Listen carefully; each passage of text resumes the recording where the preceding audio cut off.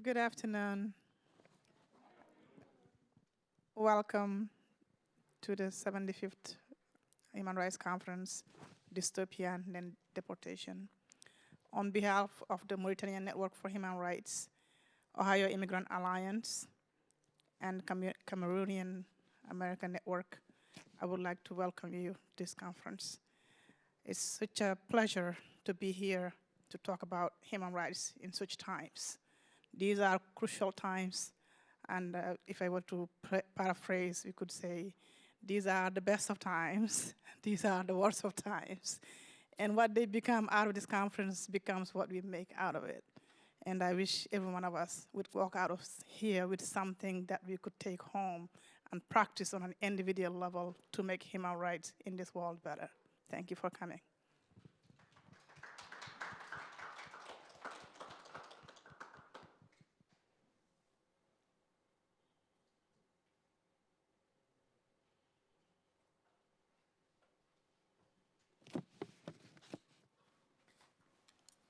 Good afternoon, everybody. I'm standing in for Nana, who unfortunately could not be here today. And she has graciously asked and trusted me to read her opening remarks. So my name is Janvieve Williams Comrie. I use she, her pronouns. I'm a tall black woman with locks and transparent glasses. So now I'm going to go into Nana's words. Before I begin, I would like to extend my heartfelt gratitude to everyone joining us for Dystopia, then Deportation, a live learning and strategy session centering and facilitated by Black immigrants, with translation and interpretation by Black and Indigenous immigrants. A special thank you goes out to our event sponsors and hosts, speakers and facilitators, translators and interpreters, as well as the dedicated staff and technicians at the event venue. Each one of you plays a crucial role in shaping the space we're collectively creating today, and we deeply appreciate your contributions. Now, to start and center, I'd like to take a moment to acknowledge that our event is being held on the ancestral land of the Lenape people, a colonized land with a population of its people forced to relocate. In close proximity, the African burial ground holds the remains of both free and enslaved Africans. Additionally, Wall Street served as a site for a slave market where both Black and Indigenous people were hired, bought, and sold. The land on which we are convening, the space we are co-creating during a time of global uprising and mobilization, is in the interest of the ideals set forth by the United Nations Declaration of Human Rights. And it requires us to sit with the contradictions, manufactured barriers, and limitations to foundational human and basic rights. By way of U.S. domestic, foreign, and international policy, conflict crises, and emergencies grow and spread across borders, pushing people across borders is in pursuit of life, liberty, and security. The community we are focusing on today, which is my community as well, as Janvieve, not Nana, Black immigrants know these contradictions well. Black migrants from Saint-Domingue, present-day Haiti, arrived to major cities across the United States East Coast during the Haitian Revolution. They were met with suspicion and aggression, feared as agents of rebellion, according to the historian Nathalie Dessens. From 1804 to present day, U.S. policy towards Haiti continues to be contentious and subject to ongoing advocacy efforts across the island and diaspora. In her 1979 article, U.S. Policy and Black Refugees, Shirley Chisholm, the first Black congresswoman and first congressional member of Caribbean heritage, co-founder of the Congressional Black Caucus and chairperson of the Congressional Black Caucus Task Force on Haitian Refugees, shared that she believed that the reaction to Black refugees had to be seen in the context of legal and political changes in American society.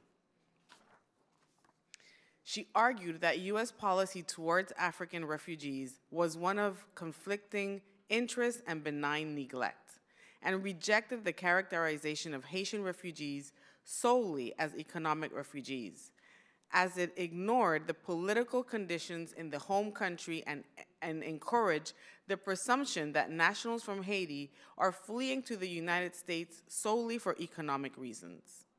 She argued that we must be willing to advocate for the protection of Black refugees now. And that is what brings us here today, to center the stories, the experiences, and expertise of Black migrants while brainstorming the best ways to advocate for a community that continues to be otherized and invisibilized. Despite 21% of Black Americans, despite the fact that 21% of Black Americans are immigrants ourselves or the children of children, and despite long-standing presence and influence in the United States. Our speakers and facilitators represent the diversity of the Black immigrant community across nationality, religion, ethnicity, profession, and beyond. Each of our nations of own heritage or origin has its unique history and relationship with the United States that has shaped our journeys here. Our Mauritian and Cameroonian speakers join us during a time where their home countries are faced with conflict, crisis, and emergencies impacting the most marginalized and forcing migrations across regional and international borders. Both communities in the United States navigate the contradictions of dignity, freedom, and justice for all across borders. Today, the beginning with a plenary conversation followed by concurrent strategy sessions, our speakers and facilitators will share their experience and expertise with us, and we will have the opportunity to think and brainstorm together as we think through how to be better advocates and how to better advocate for Black migrant communities. We'll end with a brief overview of key takeaways and insights. Within 2 to 3 weeks of our time together, the event's video, transcript, and brief report of major insights and resources will be shared in hopes of increased exchange and learning. Additionally, on December 14th and early next year, you can also anticipate reports and relevant policy and research papers from the Ohio Immigrant Alliance that further illuminate the experiences of Black migrants with the U.S. immigration system. Entitled Broken Hope, Deportation, and the Road Home is a collaboration between the Ohio Immigrant Alliance and the Center for Law and Social Policy that highlights the experiences, hopes, and dreams of 255 people who were deported from the United States as well as their loved ones. A part of Ohio Immigrant Alliance #ReUniteUs campaign, which seeks to change policy so that more people who were deported can return. Their report is a tremendous effort and labor and a must-read report for all those involved in immigration advocacy. Now, to transition into our event for the day, it's important to note that our event is hybrid, connecting speakers from various borders and time zones. Our plenary speakers will sequentially share their valuable insights. Additionally, we will facilitate concurrent strategy sessions both in the physical room and virtual rooms, engaging participants on laptops. We're also providing translation and interpretation services in Fulani, Spanish, English, and French, as well as closed captioning. With these diverse elements, we kindly ask for your patience and understanding should we encounter any technical or logistical challenges. We're actively striving to foster an enriching environment for all participants, and we're newly navigating this space ourselves. We have scheduled 2 10-minute breaks, one between the initial part of the session, the plenary panel discussion, and the strategy sessions, and another one between the strategy sessions and the event's closure. During the closure, our facilitators, alongside willing participants, will have the opportunity to share key insights and takeaways from each session. We strive to create a space that prioritizes inclusivity, safety, and respect for all participants. To ensure a welcoming environment, we kindly ask everyone to engage in the discussions with open-mindedness and empathy. open-mindedness, not mindlessness, and empathy, acknowledging and valuing diverse perspectives and experiences. Please be mindful of language use, ensuring it is respectful and considerate of others' identities and backgrounds. We encourage active listening, allowing each person the opportunity to contribute without interruption or judgment. Should any concerns arise, we have designated support available for assistance and guidance. Together, let's foster an environment where everyone feels heard, respected, and valued. Thank you for your understanding and cooperation as we aim to make this session an enlightening and collaborative experience for everyone involved. Thank you.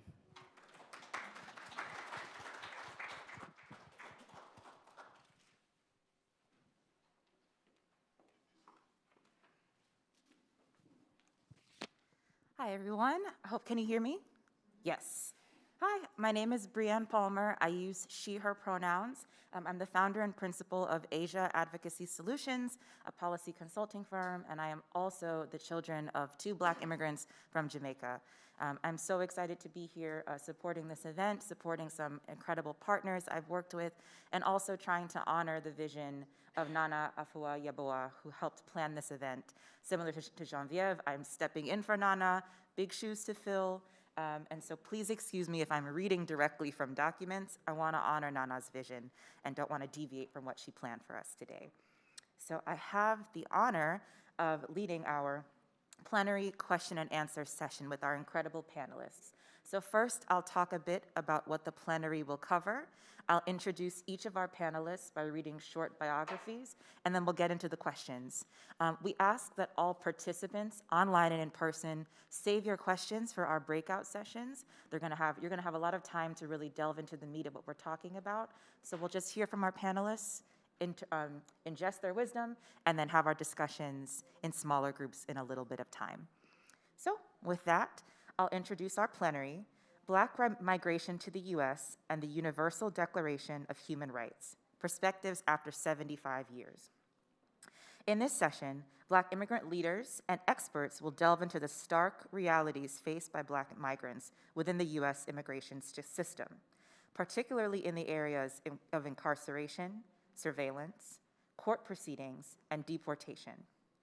Through examining lived experiences, the session aims to spotlight the gaps where the Declaration's principles fall short in safeguarding the rights, dignity, and futures of Black individuals. The discussion will also explore potential adaptations to the immigration court system and policy reforms, drawing insights from anti-racism consultations, historical struggles for liberation, and the experiences of those who have actually navigated through these systems. So I want to start by introducing our incredible panelists, some of which are here in person, at least one of which is joining online, and one who pre-recorded some responses, so will benefit from all of that wisdom. First, I'll start with Daniel Say. Daniel is the visionary behind the Cameroon Advocacy Network. He has led pivotal advocacy efforts on behalf of Black migrants in the U.S. Daniel's multifaceted role within organizations like the Haitian Bridge Alliance and Robert F. Kennedy Human Rights underscores his commitment to direct service, impactful advocacy, and policy reform, particularly aimed at empowering Black immigrant communities. His personal journey from seeking asylum pro se, meaning he represented himself, to providing strategic legal aid highlights Daniel's relentless dedication to human rights and racial justice. Welcome, Daniel. Next is Dr. Nancy Adossi, who is joining us via pre-recorded video.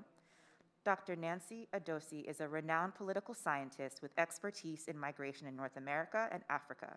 She leverages over a decade of experience collaborating with policymakers to address migrant issues.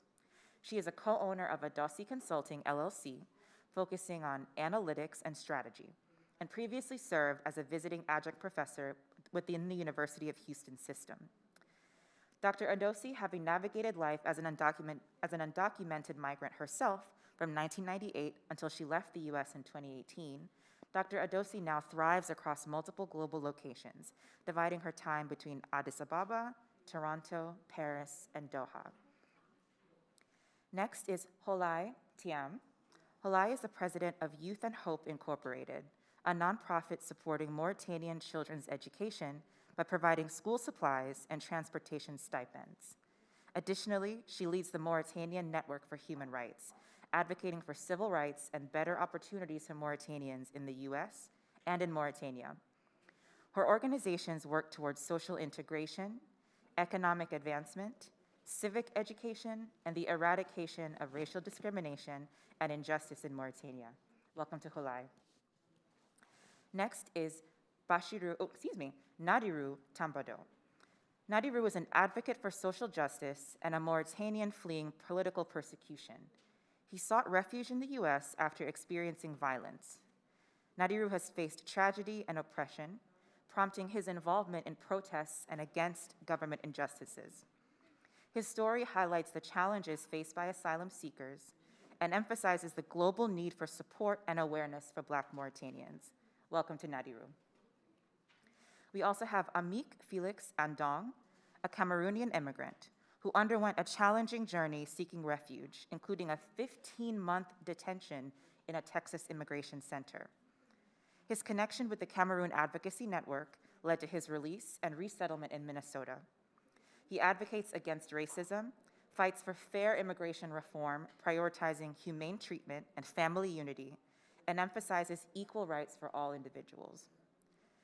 And joining us virtually is Houleye Thiam, a Mauritanian community advocate who sought asylum in the United States. Hi, Abdoulaye, thank you.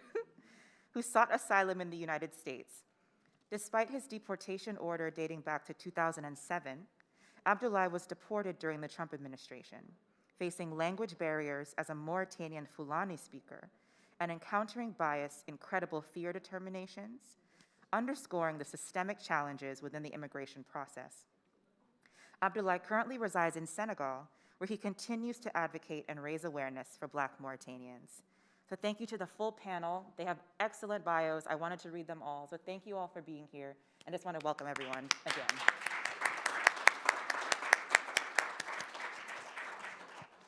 All right, to actually get into the questions for my next question is for Daniel.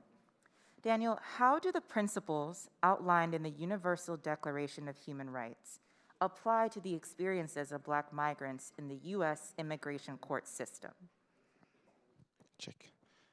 Thank you so much, Breanne. And hello, everybody. My name is Daniel Tate. Diving straight into the question, listening to the doctor speaking, just remind me of those months I spent in immigration detention, and her stating the things reminds me of those moments where I was in that little box, locked up, and just not knowing what the next step is going to be. If I'm going to die, if I'm going to be sent back, what was going to happen to me any moment.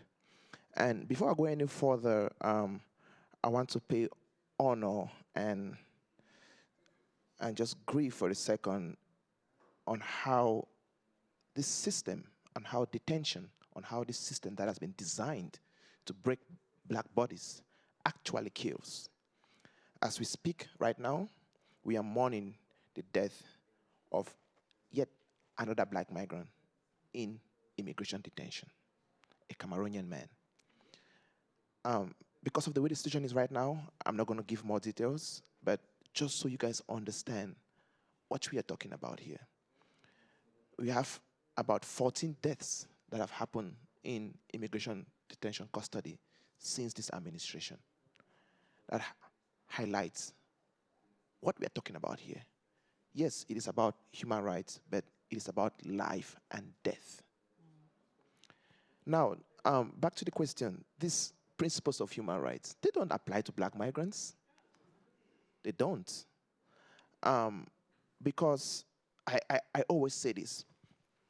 Humanity shouldn't be validated for some people, and yet not be validated for others. Again, protection delayed is protection denied. If protection for Black people always comes as a second option or takes longer time, means you've denied them that protection. And if you're validating protection for some people and then denying them for Black migrants, then those principles in the declaration doesn't apply to us. The the work that I do with the Cameroon Advocacy Network has opened my eyes beyond my own personal experience as to what black migrants are facing in this system. We have the immigration system that is designed on deportation and breaking the black body, firstly, with the court systems. I call it manipulation of discretion. Black migrants are placed at a higher standards when it comes to them seeking asylum or proving that they're actually being persecuted from their home countries. As a result, the systems, these institutions, these judges, these ICE officers manipulate their discretion because of that thing they have in their head against black people. And they're being denied the protection that they deserve and being sent back to these burning houses yet to die. Late 2020 and early 2021, we had several deportation flights that left to Africa. About 150 people were deported simultaneously between 2020, the end of 2020 and into 2021. And a lot of those people were going to Cameroon, some to Mauritania, some to Senegal and other countries. To date, we cannot account for some of those people. We don't know what happened to them. Even before these deportations happened, we cried out, please don't send these people back to danger. Yet, that's what happened, right? And mind you, some of these people still had their immigration cases pending before the courts. Cameroon Advocacy Network has been supporting about 40 of these people with an attempt to bring them back. And we have an individual we're advocating for right now whose case is still at the immigration court, and the judge has ordered that he be brought back into the country. And ICE is like, well, we don't have charge of that. Whereas we're the one who deported him without a travel document. Mind you, at the same time, when black asylum seekers were trying to cross the border to seek safety at our Texas border in Del Rio, we saw how they were being treated as it reminded us of the time of slavery, where they were being, whooped with whips on horsebacks and sent back to danger. At that same time when the crisis was happening in Ukraine, we saw how a red carpet was rolled out for our Ukrainian brothers and sisters. And mind you, I come from a war-torn country. I understand the impact and effects of what is happening in Ukraine. It is the same that is happening in Mauritania, in Democratic Republic of Congo, in Cameroon, in Sudan. And that's why it goes back to what I said earlier, that humanity shouldn't be validated for some people and yet not be validated for others. We had special rapid programs, I call them red carpet programs, that we created for our Afghan brothers and sisters and our Ukrainian brothers and sisters for them to come seek safety. They were being put in furnished homes and military camps and being treated nice and well.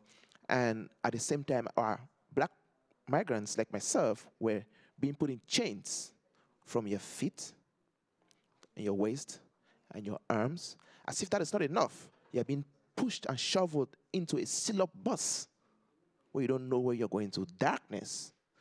That's the intensity of what we're talking about here. Something skipped my mind real quick. At the same time when asylum seekers who are even able to go before the system, right, to beat their cases. It was mentioned earlier that I defended myself pro se while I was in immigration detention. I was issued a bond of $17,500 to pay for my release. And yet, my own cellmate, who was a non-black migrant, was being issued a bond of $1,500. And I wondered, what did he submit to the court that proved that he was not a flight risk, as compared to what I submitted to the court that proved that my bond was $17,000 and his was $1,500. And I looked at the documents, less evidence than what I submitted, but yet, because of that systematic thing that folks have against black migrants, the criminalization of black bodies. Oh, you look like a criminal, you're a black person. We're going to charge you higher, we're going to detain you longer, and we're going to deport you. I direct the actions of the Black Immigrants Bail Fund. And doctors said that unfortunately they were unable to compare the differences. I have compared those differences. The intake that we receive from the Black Immigrants Bail Fund for bond requests for black migrants is 10 times more higher than those for non-black migrants. We've paid bonds for black migrants as high as $50,000. We just paid recently a bond for a Mauritanian individual of $15,000, as compared to other non-black migrants of $1,000, $1,500. So the system, which we're talking about here, about human rights, doesn't apply to black migrants because humanity, which is this human rights we're talking about, is validated for others, but yet not validated for black migrants. Thank you. Thank you, Daniel. I had 2 other questions for you, but you answered all of them with a very comprehensive response. Thank you for that. I want to move on to Houleye. Houleye, your father, Samba Thiam, wrote the Manifesto of the Oppressed Black Mauritanian in 1986, which has been described as a Black Mauritanian's Declaration of Human Rights. Can you tell us about the manifesto, the struggle for Black people's liberation in Mauritania, and the Mauritanian government's response to the racial justice movement and advocates? Thank you. Good afternoon. My name is Houleye Thiam, and I am a Mauritanian immigrant. Yes, my father was one of the few intellectuals who, in 1986, wrote a book called The Manifesto of the Oppressed Black Mauritanian. The Manifesto of the Oppressed Black Mauritanian is not the first book that was written about the struggle of human rights that Black Mauritanians faced. There was another one that was written before that called Le Manifeste des 19 in French, or the Manifesto of the 19th. Basically, for those who don't know, Mauritania is a small country in West Africa. You often find when I say, between Morocco and Senegal, people are like, now it rings a bell. Hopefully there is more and more awareness about my country and my people. We were colonized by the French, and in 1960, the French left the power in the hands of Arab lighter-skinned Mauritanians. And from 1960 to this day, Black Mauritanians have faced a whole host of human rights abuse. So in 1986, when my dad and the Les Flammistes, they called them, which is part of the group called, or a liberation organization called the African Liberation Forces of Mauritania, they wrote a book really to inquire about a dialogue. They're like, look, we got the independence in 1960, and from what we've seen, the country is not going the right way. Us, as Black people, we are being discriminated against. But there is nothing that we cannot talk about as a country. So this is a document that documents the fact that there is blatant discrimination in this country, including slavery, by the way. And the document was written, of course, at the time, they distributed more on the outside than on the inside, but they sent some of the documents in with the administration, just to let people know, again, letting them know with documentation as far as how many government officials were Black. This is something you cannot deny, it's like math. They were talking about how many Black people were able to own banks and things like that. And when Maouya Ould Ahmed Taya, who was the president at the time, went out to an out-of-state meeting, he started to talk about apartheid in South Africa. And I don't know if people know Thomas Sankara, who was the president of Burkina Faso at the time. He said, you have nothing to say. You cannot talk about apartheid in South Africa when there is apartheid in your own country. What a hypocrite. And of course, Taya, who did not respond to Sankara, was like, he was wondering where he's getting this information from. After investigation, they found out there was a copy of this book that was distributed that Sankara was able to get a hold of. Of course, he came back in the country. He was furious, and as soon as he came back into the country, he did his investigation to make sure that he knew who wrote this book, and finally, within 24 hours, every single one of them, I believe there were 26 of them, Mauritanian intellectuals, including my dad, were arrested and thrown in jail. I was a 6-year-old. At 6 a.m. in the morning, there was a knock on our door. My dad was handcuffed and taken away without even finding out really what was going on, because what they were doing mostly was in secret, knowing that their lives were in danger. And from that point on, they were taken to a prison in Nouakchott, which was the capital, and from there they were taken to a prison called Walata, where they faced all kinds of torture, and one of the most notorious was they would eat once a day. They would cook them white rice, and then they will take sand and put it in the rice and make them eat it. And that was their only meal of the day. They would chain them, and they'll ask them to go up mountains to go get their own water. If not, they will not be able to drink water, basically. And out of that jail, a lot of people died. My dad was one of the lucky few that made it out in 1990. And he said, when I came out, I had this question. He said, I either had a choice to stay and be silent or leave and tell the story. He said, I could not tell the story. That's how he went to Senegal, the neighboring country, was there for another 10 years, and we got resettled in the early 2000s to come here to continue to tell our stories, to continue to tell the issue of human rights in Mauritania, because we feel like it's been under wraps for so long because the individuals in the US or anywhere don't really know. The people don't know. The State Department is very well researched on what's happening in Mauritania. But as I often say, nations often don't have morals, they have interest.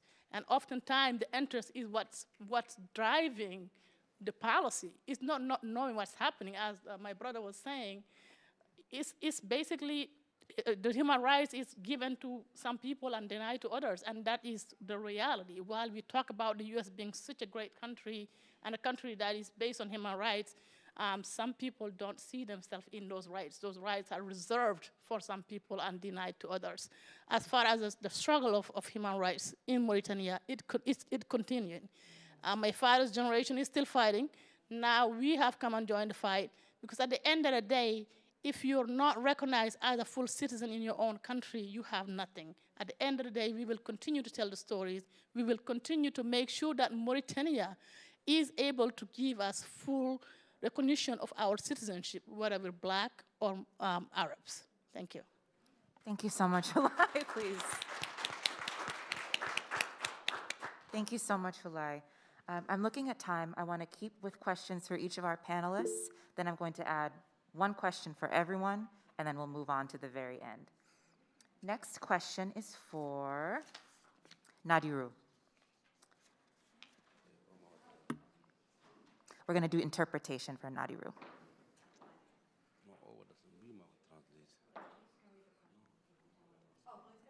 I'll do it. Oh, great. Nadiru. Mi salmini mon, mi salmini kambe arbe dobe fof acci be hajuji mumen. Pose that question. Okay. You're going to ask the question first, right? Okay. For Nadiru, what are some rights that you think every person should be guaranteed? And how have you seen the rights violated or protected in both Mauritania and the United States? O wima o salminima, o wi neɗɗo fof ne foti jogade droit. O wi kono an holno jiiruɗa woni caɗele droit de l'homme goɗɗe ɗe ganduɗa ne goodi Mauritanie, caɗele ɗen goodi Mauritanie, kadi eɗen goodi ɗo henne États-Unis. Holno jiiruɗa ɗeɗon caɗele ɗe mbaɗɗa walla oɗon droit waɗa violé leydi ma toon ɗo henne? Wiɓe ko ardi fof mi salmiri mom, mi salmiri madi wondo ko fof. I would like to greet everyone. Wimo neɗɗo kalto wawi wonde monde ene jogui droit hebde haqqe leydi mum. Everyone, no matter where you live, should have rights. Mauritanie anda haqqe aade. There are no human rights in Mauritania. Surtout ma ha serte enen ɓaleɓe ken hiiɓaɓe toon. Especially for Black Mauritanians who are discriminated against. Ɓe en jangata. There's an issue with the education system and going to school. Hadi yimɓe jaggira toon nak maccu ngako. People are being treated as slaves. Hadi wimo min kalda makko je suis orphelin. I am a testimony of this systemic discrimination because I am an orphan. Min babam wara ko 1990 a Inal. My dad was killed in 1990 in a prison called Inal in Mauritania. Nden non jogimi ko duuɓi 7 ans jogimi min. I was 7 years old at that time. Gila nden non mbeɗa rewe nena men ne révolte mbeɗa ha dañmi 10 ans min mbeɗa rewe mabɓe. À chaque moment komi namdi de justice. From the time I was 10 years old, I saw that my mother was joining the movement to be able to fight for Adinde- justice for my family. de babam jagarende ngondo no kamo ne tawa When- wonde nena min When my dad was being arrested, my uncle, who's sitting there, Omar, was there to witness it. hadi nya fo min namrom holto babam woni wiyan babam ma arande babam ko jagga I was asking my mother all the time, where was my dad? And she told me he was arrested. hadi so min namdima justice nyana fo be piyemin ay ndudo fin kambe keldu ne wonde koyngalam Every time we asked for justice, we went out to ask for justice, we were being mistreated, we were being physically beaten. His small finger there was broken because he was protesting and the police was being physical. parce que ton so be mbadi hunde asusa namda justice So usually when something happens or when they do such things, such crucial, such huge bad things, they expect people to just take it and not ask for justice. hadi minen chaque aden kambe be mbadi ko 28 soldats nyane 28 novembre e be petire indépendance Mauritanie On November 28, 1990, the Mauritanian government killed 28 black Mauritanians to celebrate the independence. dum do minen min namda e hare min namda e haydara min namdi ranko justice nyaawore What we are asking is pretty simple. What my family is asking is pretty simple. We want justice for the people who killed my dad. kono noon sa namdima ala fof ko mbattan ɓe piima ɓe tortirma ala fof koɓe mbaɗatama 28 novembre 2021 ɓe pii ko sehilam goto ɗum ɗo ferele huno ko ñiiƴi mo fof jeeyi Thomas Sankara What we're asking for is simple, but they ask like we're asking for the sky. We want justice for my family, but every time we go out to get it, we face violence from the police. In 2021, on November 28, there was a protest in his village of Bababe. He said my friend Thomas Sankara, who's the namesake of the other Thomas Sankara, was protesting and they hit him with a pistol and took out the first row of his teeth. hadi rutti kadi ɓe jaggi oɗo ɓe mbaɗi ɗum président ensemble oɗo kadi juɗum ngo moƴƴi ɗiƴam Also, Ulmaget instead of really giving us any glare of hope, they took a criminal, basically someone who was killed in the 90s, and he was just promoted as the leader of the Congress in Mauritania. hadi kadi ko on kadi yimɓe fof cetti kanko waɗi babam And that person, we have eyewitness that he was the one who killed my father. ɓe jarama Allah jarama ɓe jarama Thank you.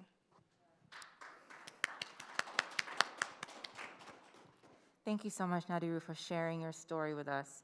It highlights exactly what many people are running from, and it emphasizes how much our system disserves those people and most certainly does not serve Black immigrants the way they should.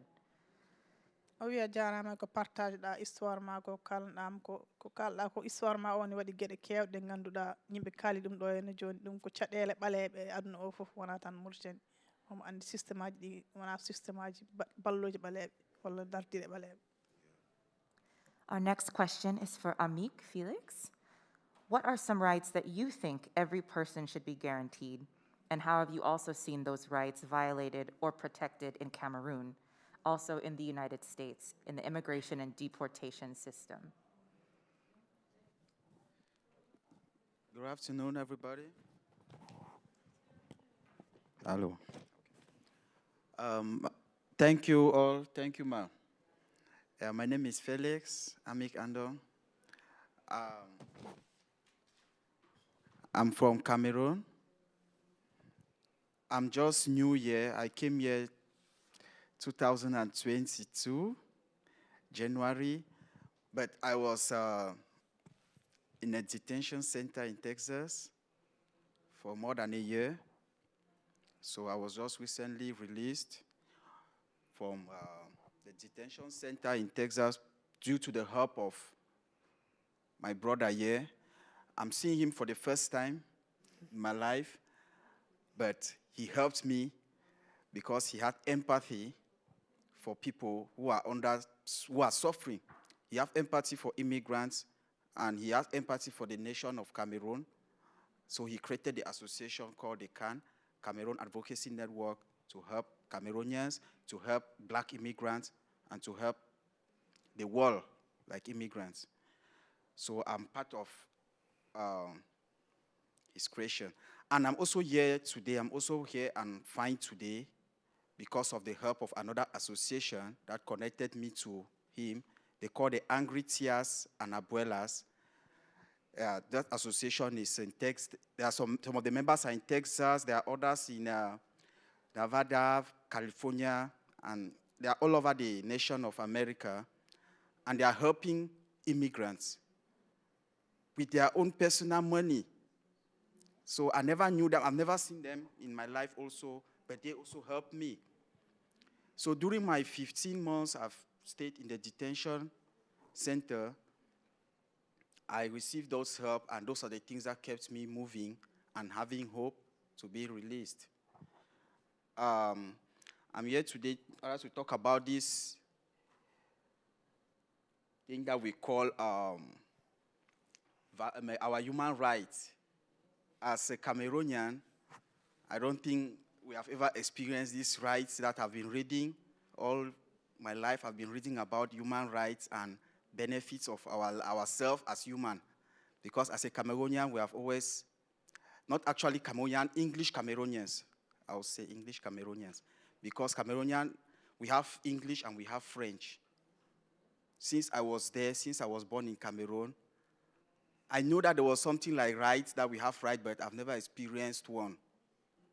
Yeah, because we have been tormented. The English Cameroonians have been living under constant violence from the French Cameroon government. Not from the French Cameroon citizens, but from the government alone, because the government is actually French. Yeah. So up to this year, 2017, that a civil war broke up in Cameroon. And that was where this violation became so much that we can no longer bear it, rather than leaving the country to seek refuge in foreign countries, neighboring countries, and definitely in the US. So I left my country when the war broke up in Cameroon, when the civil war broke up in Cameroon. They were killing people for no just reason. The weak ones, if you could not run away, you'll be killed. If you can hide yourself and stay in the forest, like so many of us are living, my brothers, my sisters, they are there in the forest. My family, in fact, nearly all my family, they are still there. So many of them are still there, some of them have been killed. And nobody can account for them because nobody cares about them in the world. Nobody cares about the English Cameroonians in the world. They are killing them in their numbers, but nobody is saying anything. So the few of us have succeeded and run. There are so many of us in Maryland, all over the state. There are so many of us, English Cameroonians, in neighboring Nigeria and neighboring countries around Cameroon. So I am here today to talk about those rights that I learned that we were supposed to have and we are not having. And those rights that I see is the right to freedom, life, liberty, the pursuit of happiness. And I discovered that these rights were being drawn in by the United Nations Organization, and it was being proclaimed on the 10th of December, 1948, that every individual had to participate and enjoy these rights, the right to life, liberty, and freedom. We need them, and we need somebody, we need people like these organizations to help us fight and acquire our rights. These are basic human rights. So the reason why I am here talking about these rights is because of what I experienced back in my country. And when I came here in the United States, I also experienced that I don't even have that right. Because one thing, when I was there in my country, so many of us were saying that since we cannot have freedom in our country, we should look for any way to go to the Western world. That is where we are going to experience love and happiness, where to find peace. Because we know that America is like a police of the world. Yes, if you ask a Cameroonian in my country, they'll say America is the police of the world because they have UN fighting for their rights. So when I came here at the United States border, I entered through the Piedras Negras. I was unfortunate. So I entered through the Piedras Negras, Mexico, and I got to Texas. And when they received me in the detention, in the immigration center, then they transferred me to the detention center. I was surprised the way they were taking me there. I was asking the officer, what are you doing? The man brought a very big chain. The chain was so large, and I told that man, I've always seen this chain, but on a movie for hardened criminals, people that have killed, and they're trying to capture them because they are dangerous. And the man had to put the chain on me, on my hands. That was not enough. He put it on my legs, and that was not even still enough. He put it on my waist. Then what he did, he took the one on my hand, and he grouped it with the one on my waist. And the one on my, and joined together with my leg. And so I was like that. And I could never move. And if I tried to shake my body, the chain got tighter on my body. And he pushed me into the car. As if that was not enough, the way I was seated, he had to chain me again on top of the seat. And that car is still having a greyage in front of it that you cannot even go front to the driver. And he still chained me, and the door was closed. So I was just treated as, I was thinking that maybe I'm a hardened criminal. I was asking the officer, because he was talking with me, I was asking him, why are they treating me like this? I'm not running. I came here myself. I crossed the border, and the police, the immigration officers were there. I was crossing to meet them. I was not crossing to run away anywhere. I was going to meet them from Piedras Negras because I'm coming to the U.S. to seek for a status as an asylum seeker. So I was so shocked when they took me to the immigration at that, and when I got there, they had to start. They would take more than close to an hour just to release all those chains on my body and start taking my information. So when I got inside there, I saw the things that were going on, and I saw the other black people that are there, and they're telling me their own situations, and I became so furious and confused. I never knew that this is how they are going to treat us when we entered into the United States, also to seek for protection, to seek for help, and to seek for asylum. And the first thing they'll make us to believe is that we are aliens. And I was thinking of aliens, and they'll call us that they were inmates. And I was thinking about these two terms. And I discovered that aliens is just a name given to something that is strange, foreign, and is extraterrestrial.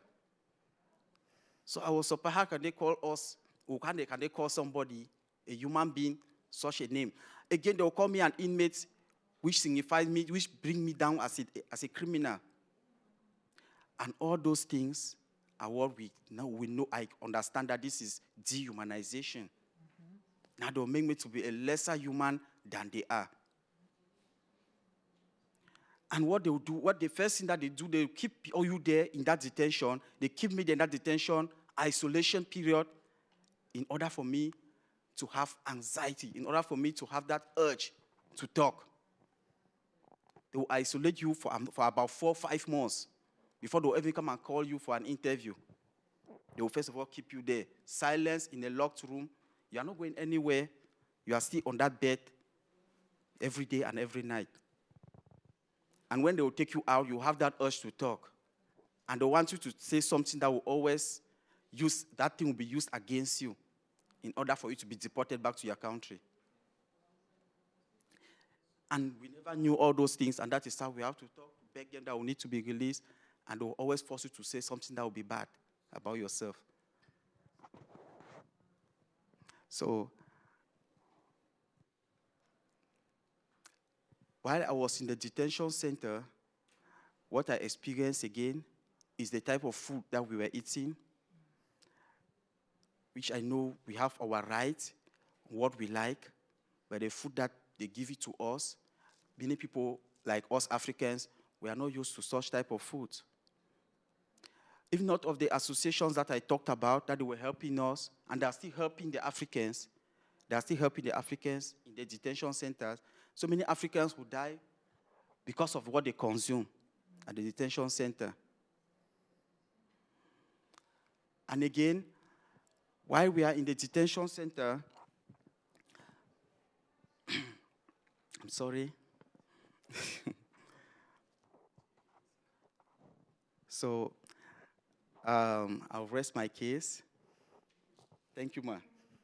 Thank you for sharing and reminding us that it's physical and emotional. Thank you. Yeah, just because I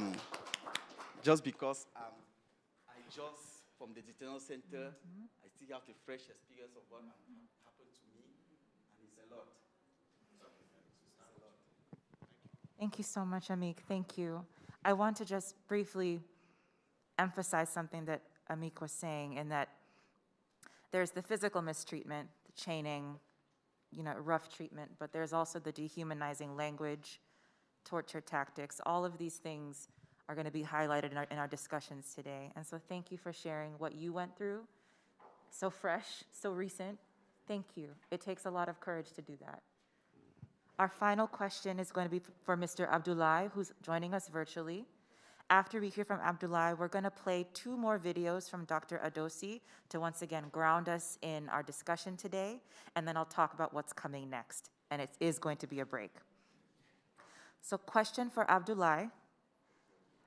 You yourself, having been all the way through the immigration system in the United States, what do you see as some of the most pressing flaws and problems that need to be addressed? Can I have a translation, please? Hear it? We can hear you. Hello?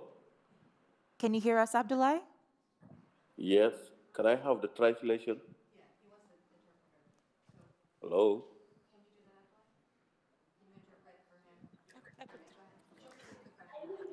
Yes, I'll ask the question one more time. And if you want to come? Thank you. The question one more time was, you having been all the way through the immigration system in the United States, what are some of the most pressing problems and flaws that need to be addressed?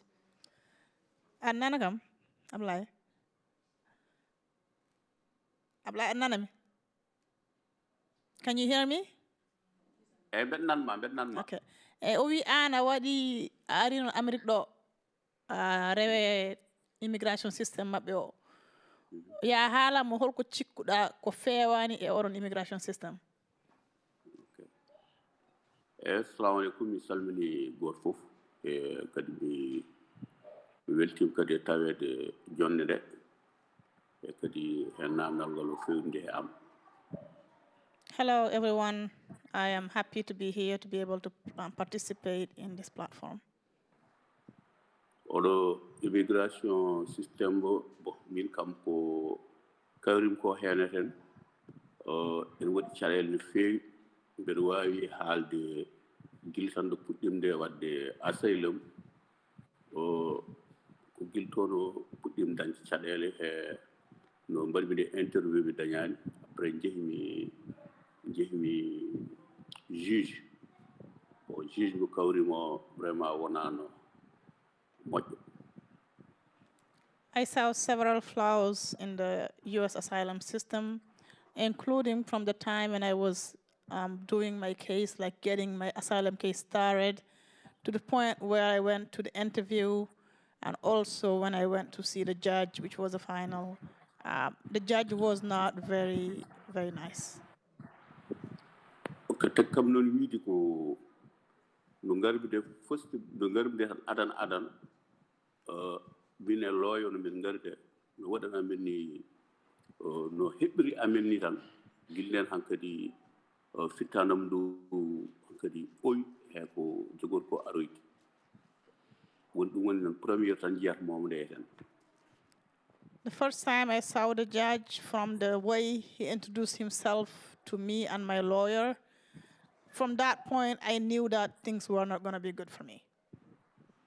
Après namni min jaltin mbimi looyo an kam oɗo kañum ko ni o jaɓɓirtoy ni o ñawrat kesuji makko après avocat o heɓi kam wi kanko ko ni o wayi.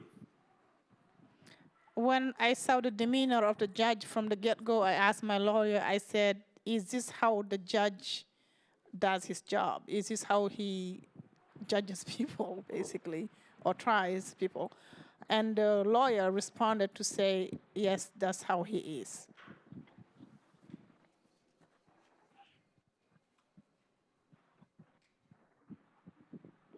orki kam presque 10 appointments orki kam waɗi évidence maybe évidence ummiɗo Europe maybe évidence ummiɗo he ligue mauricienne de droit de l'homme nde wonno ko Cheikh Sadibou Camara maybe évidence he kureji am tawnoɓe ko wonno ko e case am tawno réunion ngaji mbaɗano une action kono fof orki kam laaɓi 9 jan sappo e gongol nden min mbaɗi jugement.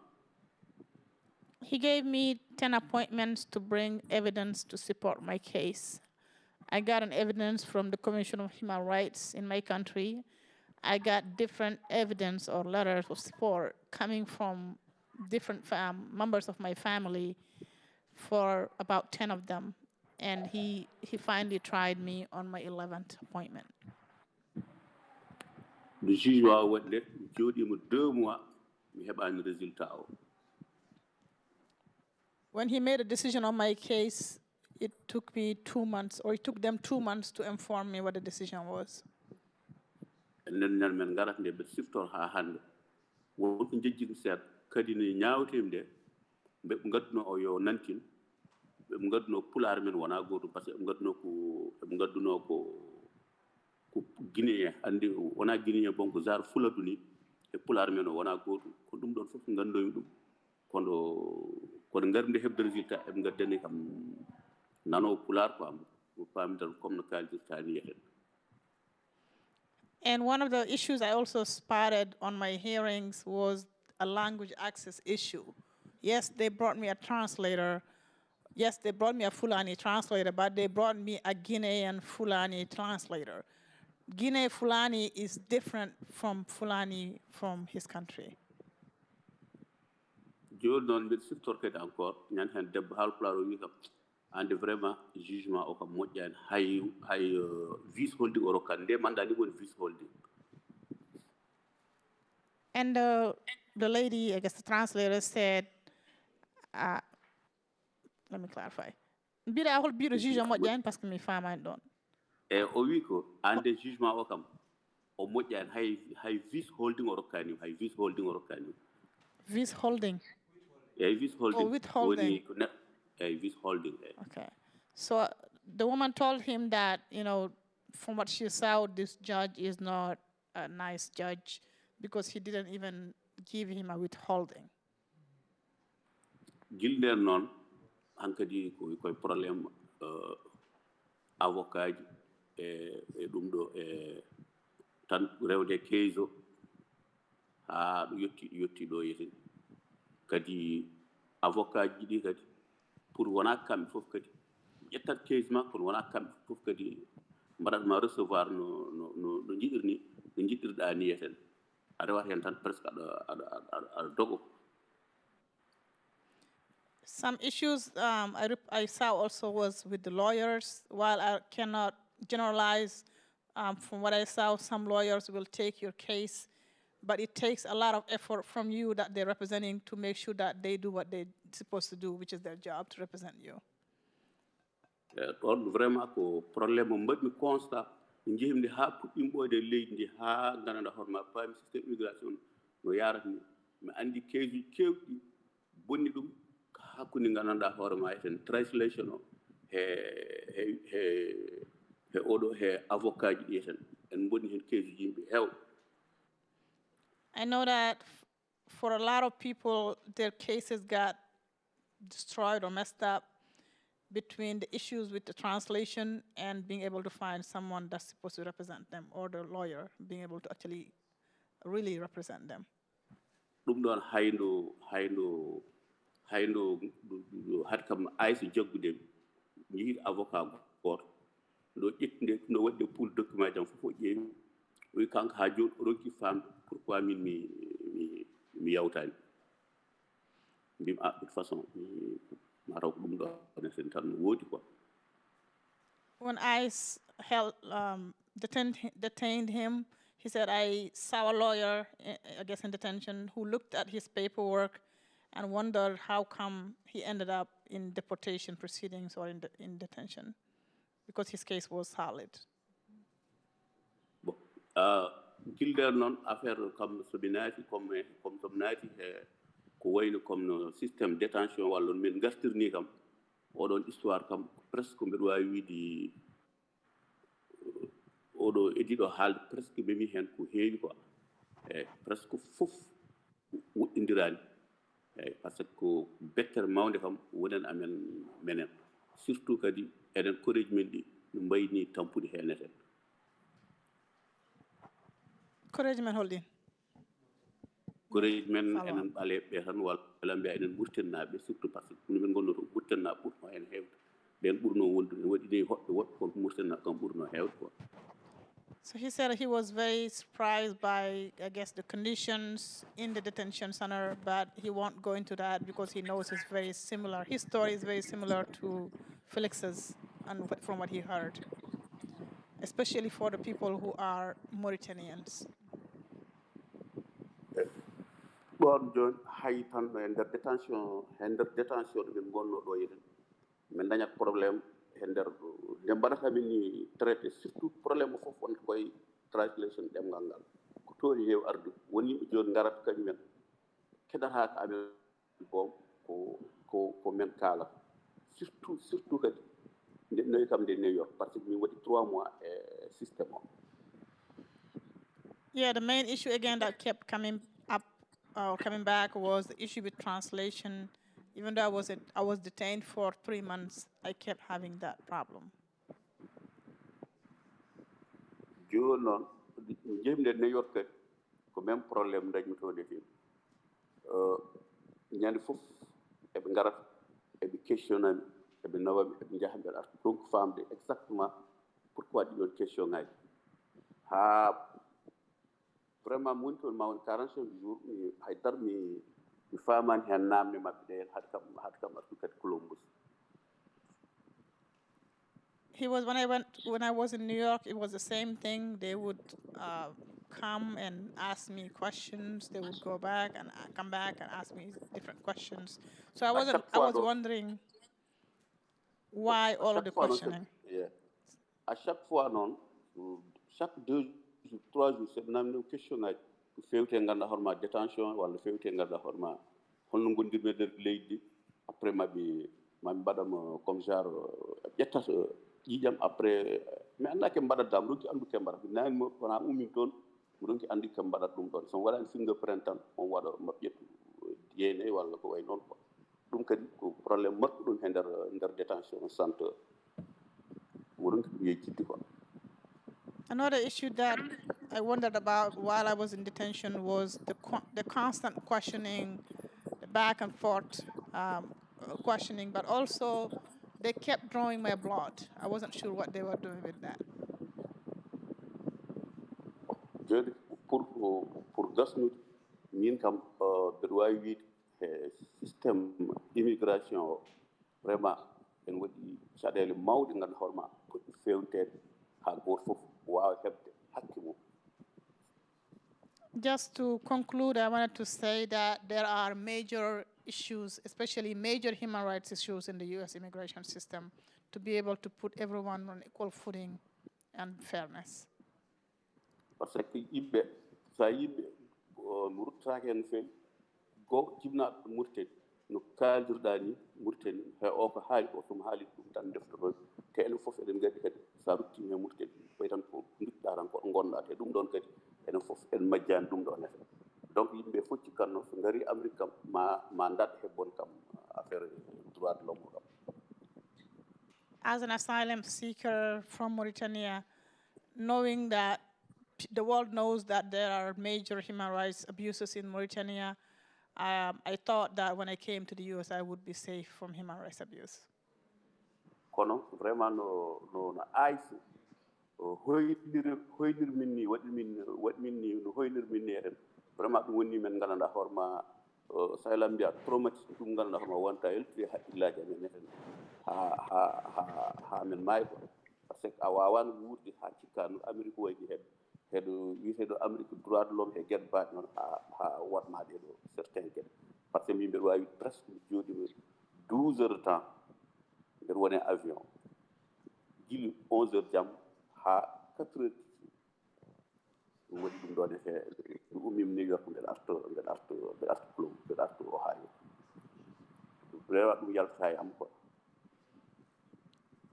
Let me clarify. Mi famani mbiɗa 12 heures du temps aɗa ummi New York aɗa fati Ohio aɗa waɗi ɗum e vol.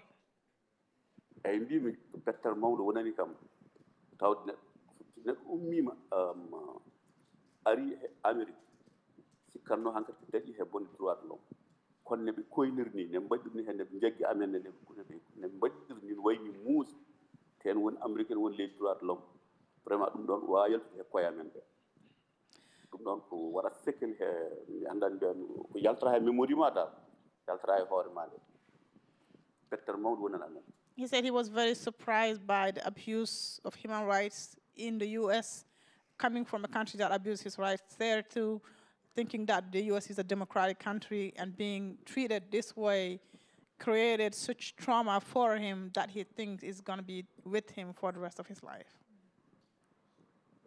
ɗum ɗon jiɗno wadde rendude he maɓɓe kadi men ñaagoto tawi wonke ɓe mbawi beele eɓe mbayla waw belma wonko wayla hen pour yimɓe ummotoɓe ɓe Afrique fof walla ummotoɓe Mauritanie fof kam en gandi kam caɗele Mauritanie kam koto wonno tan woni donc mi salmini kamɓe fof haydara waylaki heɓete. That's what I wanted to share with you guys. I appreciate being able to do that here. And I hope that out of this conference that there will be some solutions to assist with resolving these issues that I just shared. Thank you so much, Abdoulaye, for sharing your testimony and experiences with us. Okay, thank you, on jarama.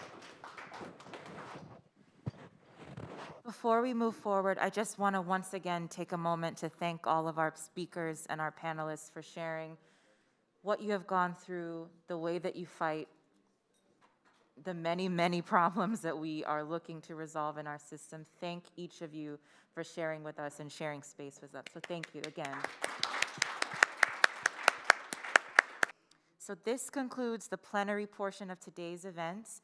Thank you all so much for receiving everything we have learned from each of our panelists. I think we have a lot to chew on.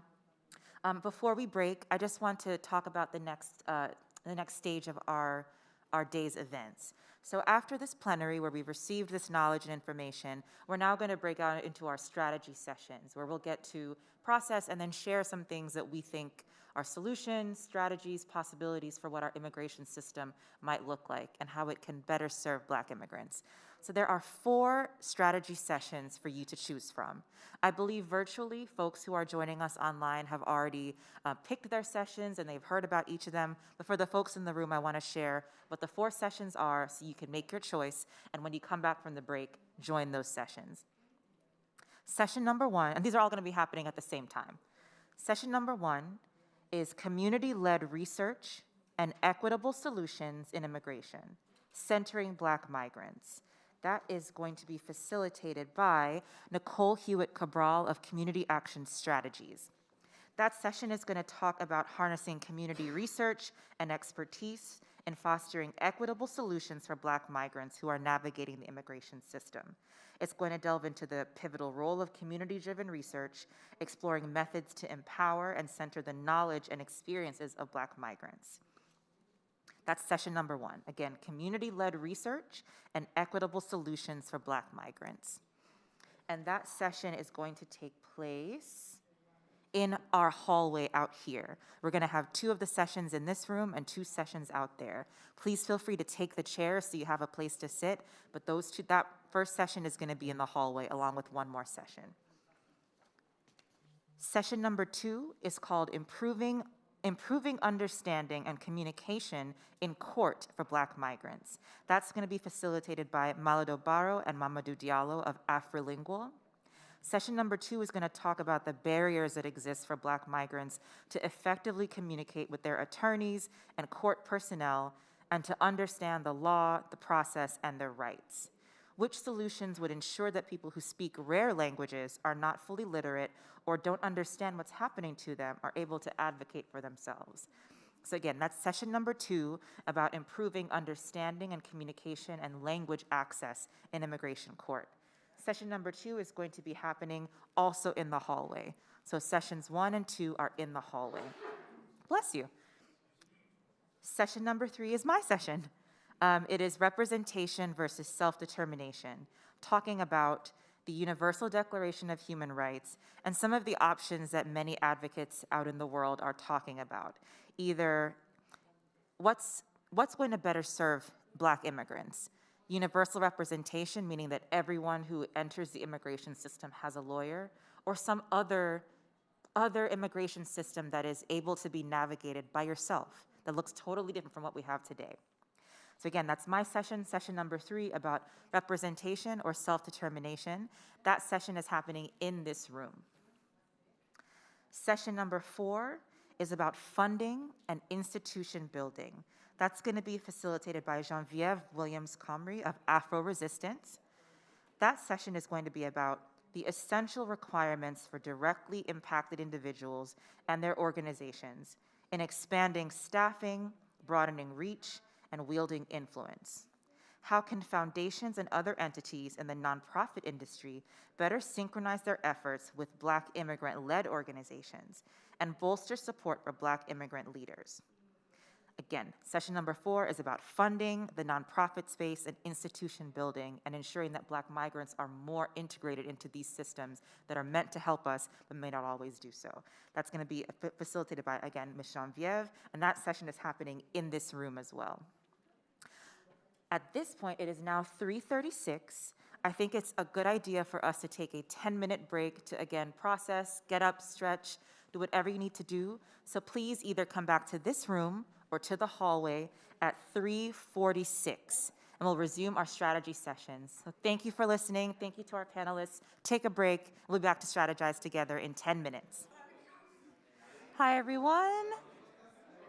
Everyone, we are gonna close up for the day. I hate to cut off conversations, especially coming out of the strategy sessions, but I wanna make sure to respect your time and try to end us as close to 5 as we possibly can. I hope everyone enjoyed their strategy sessions. All 4 conversations, from what I overheard, sounded really productive, interesting, and challenging. Before we talk about some of the key takeaways from each of the 4 groups, I want to invite Suma Seti to come talk about the Ohio Immigration Alliance's recent report and book that is being published in just a few days, to just kind of tie everything together and talk about that upcoming work that you may all be interested in. So Suma, come join me, and then we'll talk about our key insights and then close out the event.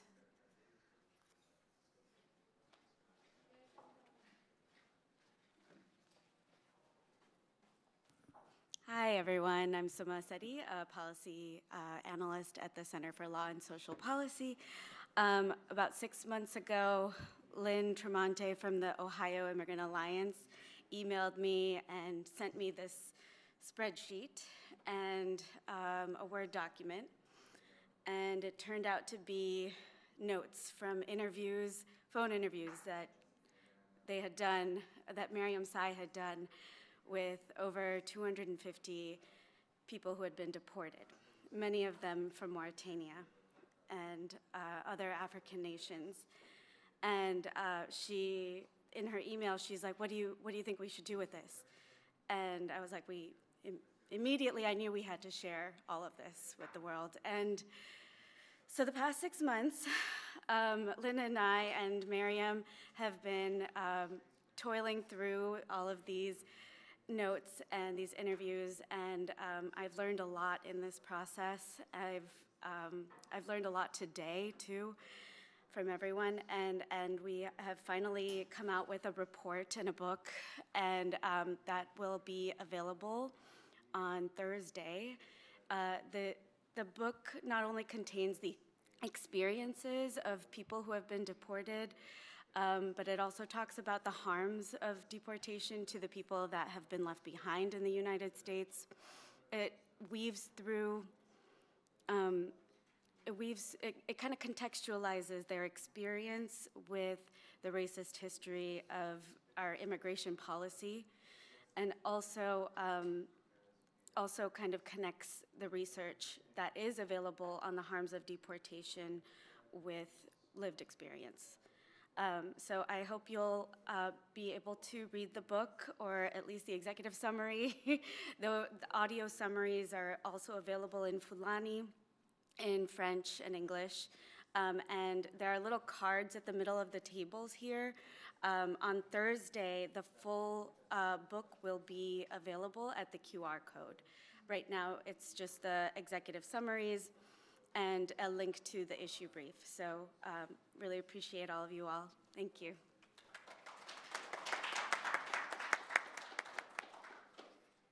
Thank you so much, Suma. Again, the book is Broken Hope, Deportation and the Road Home. These little cards on your table has a QR code to lead you to the executive summary, but also on Thursday the 14th, the full book will be available.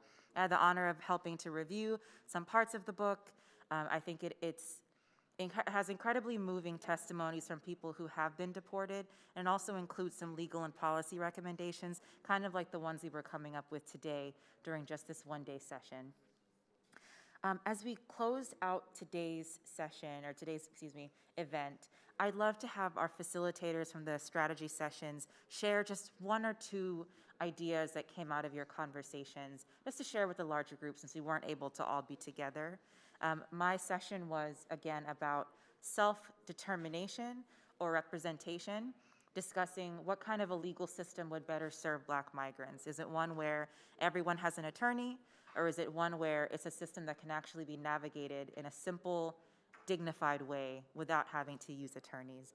And my group had an incredible conversation that I cannot summarize in just one or two sentences, but we talked about the idea of what we have now simply not being enough. And is it enough for us to just improve what we have, or should we dream bigger and think about what the world that we could have in the future? We also talked about the pitfalls of representation. Many people encounter attorneys who are predatory. Sometimes they do look like us, and sometimes they don't. So it may not be enough for everyone to have an attorney and have that attorney look like them, talk like them, understand them. That might not be enough. Our group also talked about not only is it vital that immigrants have representation either on their own or through an attorney, that's only one part of the problem. The system itself has so many obstacles and procedural issues that aren't necessarily going to be solved just because you have an attorney. And there were literally this many pages of notes from what my group talked about, so I really enjoyed the conversation. Can any of our other facilitators, again, just share one or two pieces from your conversations with the group? I think the larger group would love to hear that, and then we'll close out permanently for the day. So anyone else? Janvieve, Nicole, Maladou, please come share.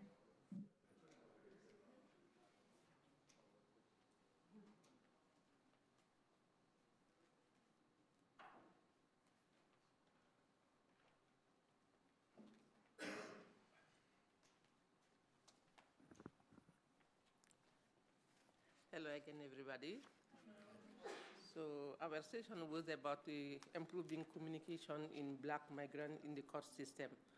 So after we discussed what problem and issue challenge people, Black migrants are facing in the court system, we talk about Afrilingual and African community where they can find solution and resources about languages. We have many African languages in our database, from Arabic to Swahili, Mandingo, Wolof, just to name few, and the rare languages like Ewe, Twi, More. So we have all of those in our database, so people can have access to that. So they don't have African community or Black migrant, they don't have to scare to accept anything in court just because the language barrier. There is solution now, and the solution is there. Afrilingual, we are connected to many non-profit organizations in the city. SCT is one of them. So you can go to african.us.org to access SCT, or afrilingual.org to access our resources. If you want to add something. Yes, thank you everyone for attending this conference today. Like my colleague Malada just said, we have an incredible session, and we talked about listening to Abdoulaye. We know that language barrier is a problem in the court system, and we all know that now what solution we have to put into place to solve that issue. And in our group, we're not going to share everything because of matter of time, but we recommend to have certified interpreters. Because being a certified interpreter, there's some stuff like you're going to avoid to the client. Because when you're interpreting, you're not a friend. You're just an interpreter. You're just rendering exactly what the client said. But oftentimes, we see our brothers and African migrants in the court system, when they see you first appearing and you speak the same language, they take you as a helper, which is not quote-unquote true. You help in that setting. So first, get a certified interpreter. That's what we have in Afrilingual. All our interpreters are certified, and also be mindful about the dialect, because speaking Fulani doesn't mean I speak Mauritanian Fulani or Guinean Fulani. Like Abdoulaye said, he's a Mauritanian Fulani, but they match him with Fulani from Guinea. Of course, they won't understand each other. So if he's not a certified interpreter, he won't waive that conflict of interest. He will just go ahead, just look for whatever he's getting out of that, and maybe of one word or two words can really mess up the case. So that's where the certified interpreters come, and also be consistent. We see also oftentimes also when it comes to a court, we want to just, instead of going through lawyers, or sometimes it takes a lot of time, we just see somebody in the corner who know a little bit about the application and say, okay, come over, I will help you. We recommend here to have lawyers. It doesn't matter how long it's going to take. Sometimes it's a matter of time. They say, okay, my case is going to be delayed. When they match you with your interpreter, even though it doesn't speak your language, because you want to get out of it, and also the judge want to move the case so fast, you accept it. And without even knowing, when he's not rendering exactly what he said, can really mess up your case and put you into deportation. So we really advise our black migrants to not just go to the friend in the corner and just have your asylum application filled out. Go through a lawyer and make sure when you require an interpreter, have a pre-session with the interpreter, see if you guys speak the same language before you move forward. And even if you get matched up with somebody that doesn't speak your language, you have the right to say, no, please get me somebody that speaks my language. So that is really something I want to share. And Afrilingual, we knew that because at the beginning we were just interpreters like anyone, helping people. That's when we went through a 60-hour training class and get certified first in English and then in the language of our choice, which we say Fulani or Wolof. So we kind of a solution, and we are incubated by ACT, African Communities Together. That's really helping a lot of immigrants in here. And I know also if we see all these organizations that are present here, I know they're also working toward that goal. So if we put our hands together, I think we can make it work.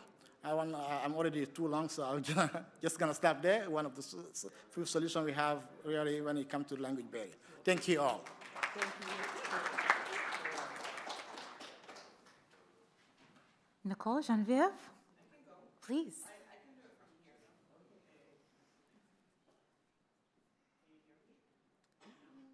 Can you hear me? Yes. Okay.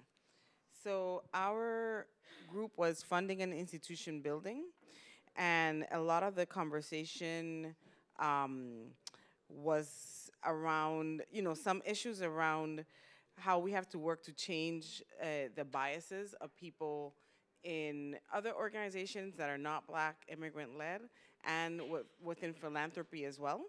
So one of the things is this idea that we can't be trusted is a social construct of, that has been allocated to people like us. And we can't be trusted with money specifically, right? So even if we want to fundraise for, the example was given of backpacks to send back home, it's but where are they going? How many pencils? Really?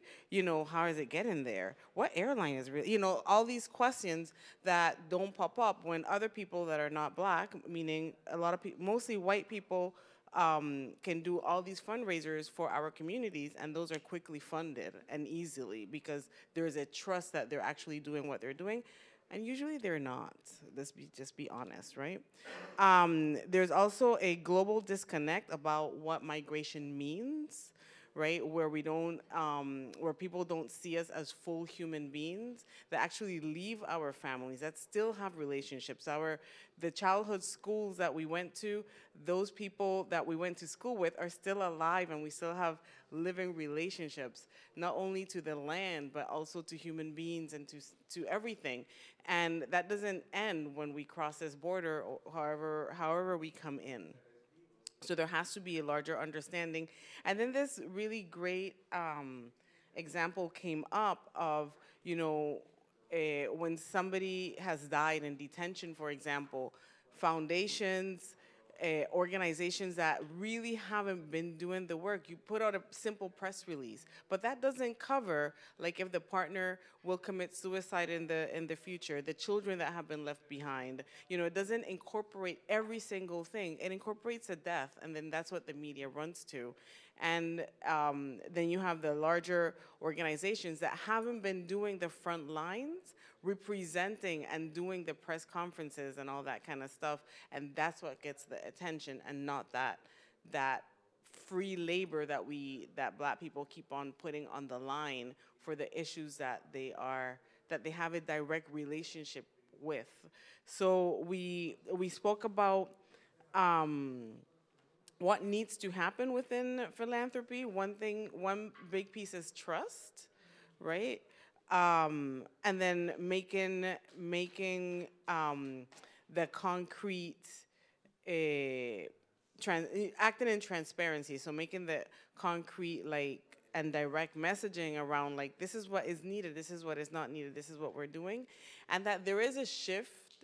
We have seen a shift in philanthropy with more Black migrants being program officers, with the exception of Latin America.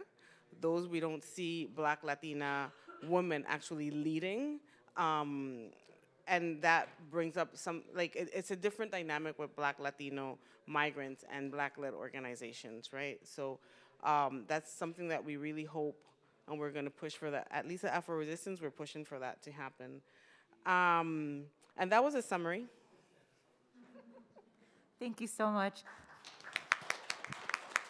But if somebody wants to add to that from our group, I'm gonna leave that open too. And Nicole? Can everyone hear me? Okay, good.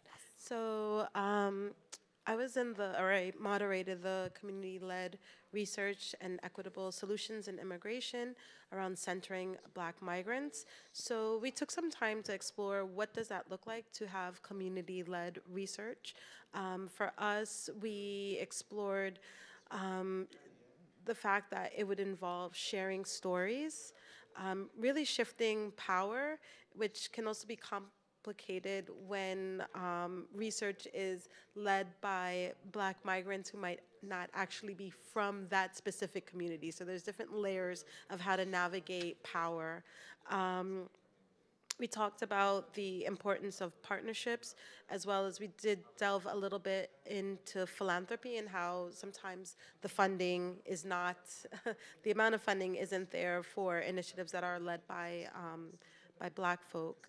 A couple of things that I wanted to highlight. One, around voice.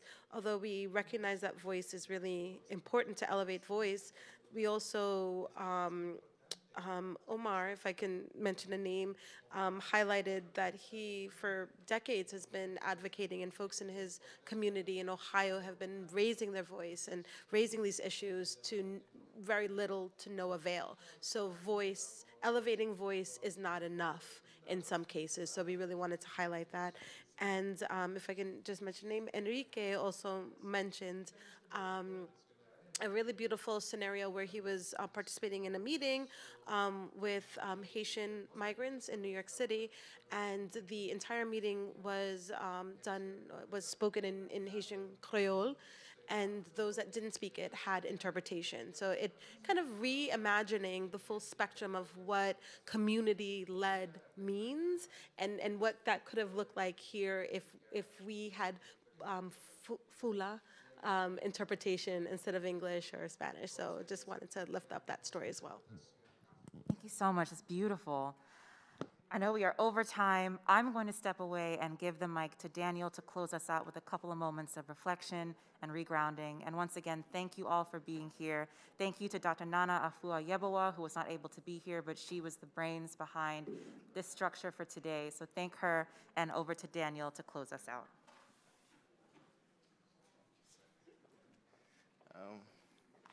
Thank you so much. I've not had such I could say, productive conversation in a while, because most of the time I'm always out in the field or out on the ground doing the work. And coming back into a space like this to regroup, to actually get conversations going about what needs to be done, how it needs to be done, how it needs to be funded, how are people impacted. And, you know, the title of what we were here today for says, you know, right there, Dystopia and then deportation, right? These are things that our communities are facing directly. And so those who are on the front line, you know, my brothers here, myself, Felix, other folks in the hall who are doing the work directly, understand how serious this issue is, because it's dealing with, you know, human beings who are supposed to be attached to these rights on the declaration that don't actually apply to them. And at the end of the day, we end up being chained. That reminds us of times of slavery. We end up being tortured and abused. We didn't even talk about some of the abuses and tortures and human rights violations that happen even in the detention centers. So there's a lot to even break down that we didn't talk about. But at the end of the day, folks are being treated in such inhumane manner, and then bundled up, chained, and then deported back to this burning house, as we call it. At the end of the day, we can't account for, and people are being disappeared. Their life has ended. Here, they didn't get to enjoy these basic human rights that were established for each and every one of us. So I count myself privileged that I'm able to be alive, and even though my rights were violated, I'm still alive to be on the front line to advocate for some people. And I think that same thing applies to everyone here today. So really quick, thank you to everyone, both here and online, you know, for those who have worked in the background. A special thanks to Nana, and our thoughts and prayers to her for putting this amazing vision together and, you know, it being accomplished. Lynn, you're amazing. Thank you so much, our tech crew and everybody. We are really grateful for the support and everything. Sometimes we forget about those little things, but to make it happen. So I'm really grateful. You know, if you are speaking somewhere and when you're up, you look at the faces, you see how people are gathering the information, right? To each and every one of you, I see how this thing is burning in your heart. I see that it makes sense to you. It makes meaning to you. We're not just talking out of space. You can connect to these issues because you're a human and you understand how important for us to respect these rights and treat people with dignity. Everyone, no matter where you come from, Ukraine, Afghanistan, Cameroon, Mauritania, Israel, wherever you come from, we have to understand that humanity comes first. And that's why I always say that humanity can't be validated for some people and then not be validated for others. So real quick, if you see around the hall, there's a QR code in the wall. You know, scan that QR code and fill out the survey. You're going to receive a book that was talked about, and that book is going to be sent to you free with more information and just amazing research, and, you know, more information about what our communities are going through and how to continue with the work.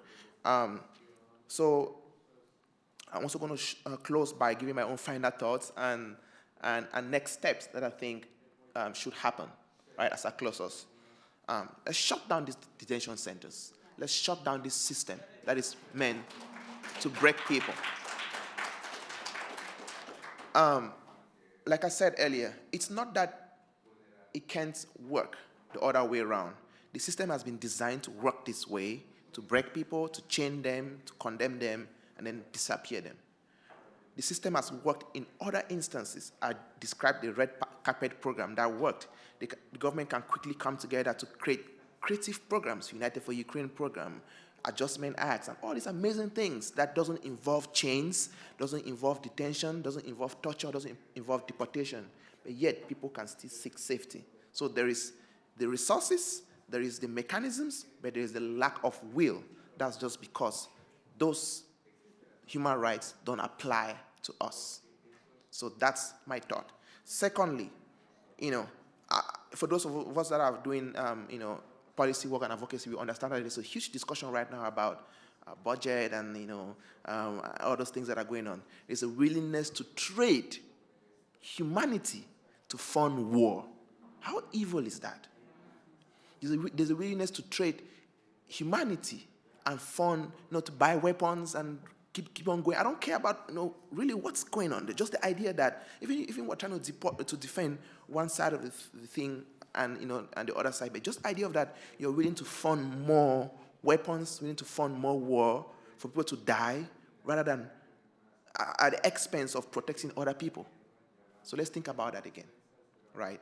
And lastly, going back to what's happening to those who are affected, right? Let's continue to rally support. Like I was saying earlier about us in the room, we are closely connected to this issue, and if you're here today, it's because you understand. So I'm going to put on my movement hat now. Don't keep quiet. Talk to somebody that knows somebody to talk to somebody that knows somebody.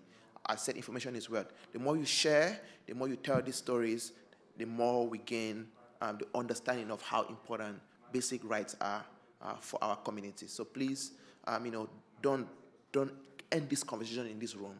Let's exchange information and cards and continue to converse and talk and look out for resources. The recording, the resources from these discussions are going to be shared out to all those who registered. If you have not registered, please make sure you exchange information so we can send that to you. I'm just grateful for everyone here today. Thank you so much. Blessings to everyone here, and safe trip to wherever you're coming from as we continue to do the work and inspire change in our communities. Thank you.